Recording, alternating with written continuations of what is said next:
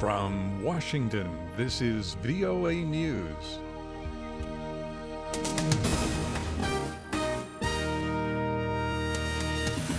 I'm David Forrest reporting. Greece asks for a new 3-year bailout. Greek Prime Minister Alexis Tsipras told the European Parliament in Strasbourg that his government would immediately implement tax and pension reforms. He said he would produce new concrete proposals by Thursday. Lisa Bryan has more. Greek Prime Minister Alexis Tsipras spoke before a rowdy European Parliament just hours after the end of an inconclusive summit in Brussels, and just hours before a Thursday deadline for Greece to deliver a credible reform plan to fellow eurozone members. Mr. Tsipras received a mix of boos and cheers as he said Greece will continue with reforms and deliver the proposals Greek creditors want in return for securing new bailout funds. But he said Greeks also need a sign there is light at the end of a difficult tunnel, hope of an exit to the crisis. Lisa Bryan, Paris. Russia has vetoed a draft United Nations resolution condemning the 1995 massacre at Srebrenica as an act of genocide. The killings took place during the Bosnian War, and the UN Security Council vote was 10-0, 4 abstentions. U.S. Ambassador to the UN Samantha Power said Russia refused to recognize the Srebrenica genocide for what it was. But Russia had a red line. The resolution could not reference the genocide in Srebrenica. It could not reference a fact. U.S. Ambassador Samantha Power. Witnesses say at least 3,000 Ethiopian troops have entered Somalia, reportedly for an attack on al-Shabaab militants. Residents of the Ghetto region say troops and tanks and armored vehicles began crossing the border Monday and have been seen in the town of Luke. This is VOA News. The U.S. Homeland Security Chief says investigators have collected strong evidence leading to a prime suspect in the recent cyber breach of government records.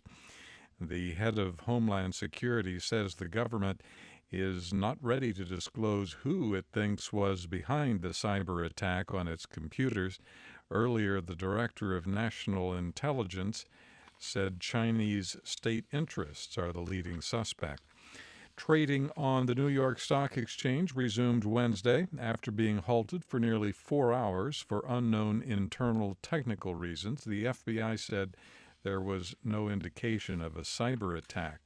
Top U.S. and Iranian nuclear negotiators met for at least 3 hours Wednesday in Vienna. They are trying to resolve the remaining differences, blocking a way to an agreement.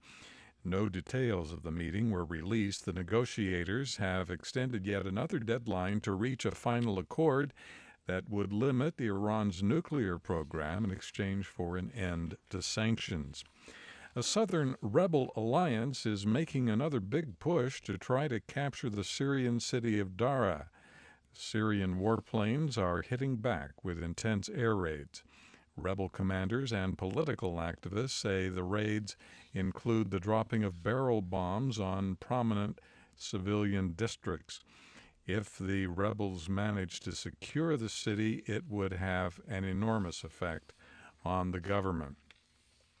The first direct talks between Afghan government and Taliban representatives in neighboring Pakistan are being widely welcomed and seen as an important step toward ending years of hostilities in Afghanistan. Ayaz Gul takes a look. Intelligence sources tell VOA a 4-member Taliban delegation attended the Pakistani-hosted talks near Islamabad with complete consent of the insurgent group's fugitive central leadership.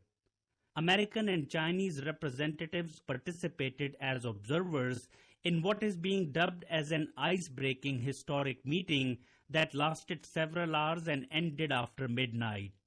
Pakistani intelligence officials told VOA the discussions were mature and held in an extremely positive atmosphere, and officials privy to the meeting described the conversations as introductory. Both sides have agreed to meet again after the Muslim holy month of Ramadan. Ayaz Gul, Islamabad. Algerian President Abdelaziz Bouteflika ordered emergency measures in central Gardaya province Wednesday. That's where ethnic violence between Arabs and Berbers has killed at least 22 people this week. South Sudan's rebel leader says the country's civil war will continue as long as President Salva Kiir remains in power. Riek Machar spoke to reporters in Nairobi on Wednesday as South Sudan's parliament formally gave President Kiir a new 3-year mandate. From the VOA News Center in Washington, I'm David Forrest. That's the latest world news from VOA.